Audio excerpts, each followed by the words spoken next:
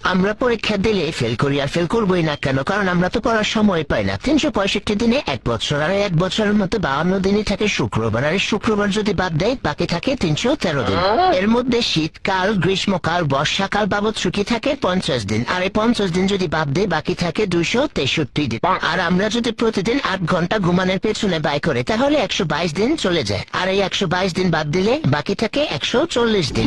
আবার আমরা যদি প্রতিদিন 1 ঘন্টা করে খেলাধুলার পেছনে ব্যয় করে চলে যায় কয়দিন? 15 দিন, আর বাকি থাকে কয়দিন? 126 দিন। আবার আমরা প্রতিদিন যদি 2 ঘন্টা করে খাওয়া দাওয়া এবং গোসলের পিছনে ব্যয় করি তাহলে চলে যায় কতদিন? 30 দিন, আর এই 30 দিন যদি চলে যায় আর বাকি থাকে কয়দিন? 96 দিন।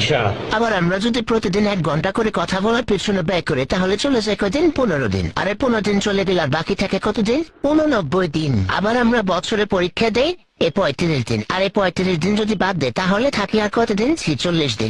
আবার বছরে ঈদ আছে, বিভিন্ন উৎসব আছে, কনসার্ট আছে, এই বাবদ চলে যায় 40 দিন, আর যদি 40 দিন বাদ দিয়ে দেয় আর থাকে কয়দিন? 6 দিন। এর মধ্যে আমরা বছরে অসুস্থ থাকি কমপক্ষে 3 দিন, আর এই 3 দিন যদি বাদ দিয়ে দেয় আর থাকে কয়দিন? 3 দিন। আবার আমরা বছরে ঘুরতে যাই কমপক্ষে 2 দিন, আর এই 2 দিন যদি বাদ দিয়ে দেয় তাহলে থাকে আর 1 দিন। এখন অনেকেই ভাবতে পারেন যে তাহলে আমাদের হাতে পড়ার সময় থাকে 1 দিন, তাহলে জন্মদিন যাবে কোথায়?